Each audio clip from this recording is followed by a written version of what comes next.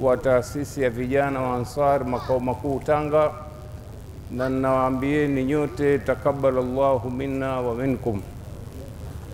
Ndugu zangu katika imani, leo kwa sababu ya hali ya hewa sipendi kuzungumza mengi kwa sababu tunakabiliwa na ibada ya kuchinja, ila tu napenda kuwafariji nyote kwa ujumla kwamba alhamdulillahi thumma alhamdulillah,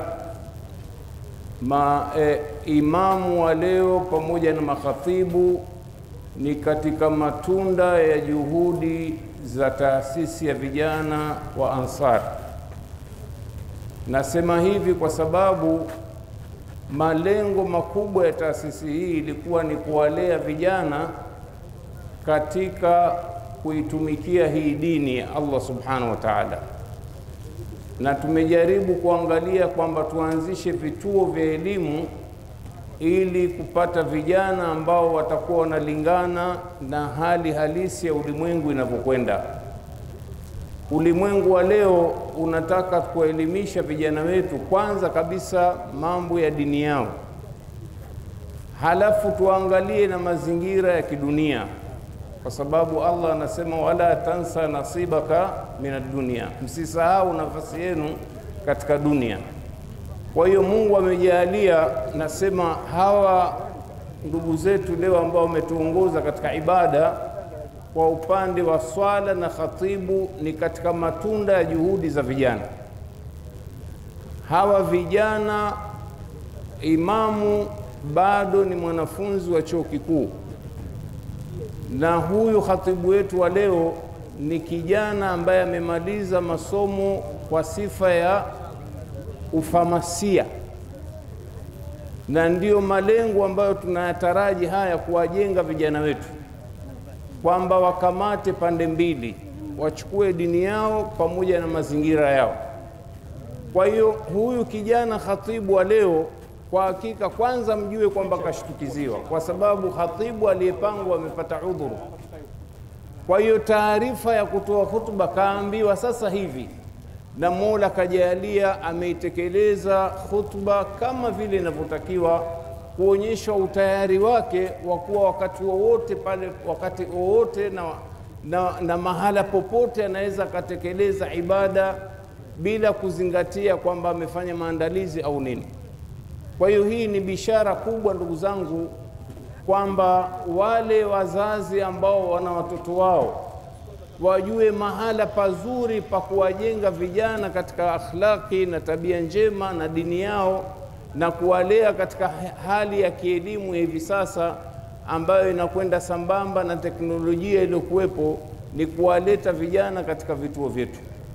Kwa hiyo Allah ndugu zangu, kwa wale ambao wana uwezo wajue kwamba hizi ni fursa za dhahabu, hawawezi kuzipata kwa njia nyepesi, kwa sababu katika mashule mfano ya msingi na ya sekondari ya serikali kwa ujumla wake ni kwamba ima hakuna dini kabisa au dini ndogo sana, lakini mashule yetu au vituo vyetu vya elimu vinawajenga vijana katika kwanza kabisa kuhusu maadili ya Kiislamu, dini yao, kuwaimarisha na kuwapa elimu za mazingira ili waende sambamba na uhai uliokuwepo hivi sasa. Kwa hiyo Allah ndugu zangu, jambo la elimu ni jambo muhimu sana. Natakiwa mzingatie katika hawa vijana wenu ambao mnawapata, Mungu anajalia wewe wa kike na wa kiume, wajue kwamba mahala ambao wanawaleta hapa ni mahala salama na penye amani. Na la mwisho ndugu zangu, napenda kuwakumbusha kwamba hii hafla ya Eid mwaka huu imeandaliwa na kamati ya maandalizi, kwamba kuanzia leo kutakuwa na michezo hapa, nafikiri baada ya swala alasiri kutakuwa na michezo ya mpira, nafikiri mpira wa miguu kama sijakosea, na pengine kutakuwa na mengine mtakuja kutangaziwa wakati huo, wakati mmehudhuria hapa baada ya alasiri kutakuwa na shughuli gani. Na sijajua kama kesho nako pia kumeandaliwa chochote. Kesho pia naam, kesho baada ya alasiri. Halafu vile vile mpate kujua pia kwamba shughuli za kuwapeleka watoto wetu sehemu za furaha zenye maadili ni pale pa kawaida katika viwanja vilivyopo katika shule ya sekondari ambayo maarufu wake panaitwa Tigo. Kwa hiyo shughuli za pale nazo zitaanza mara baada ya alasiri katika kuadhimisha sikukuu hii ya Idi. Na tujue jambo kwamba hii sikukuu Idi yake inaisha baada ya siku 3 kuanzia leo, wanaita ayami tashriki, tofauti na ile Idul Fitri ni siku moja, lakini leo ni Idi, kesho ni Idi, kesho kutwa na mtondogoo nayo ni Idi.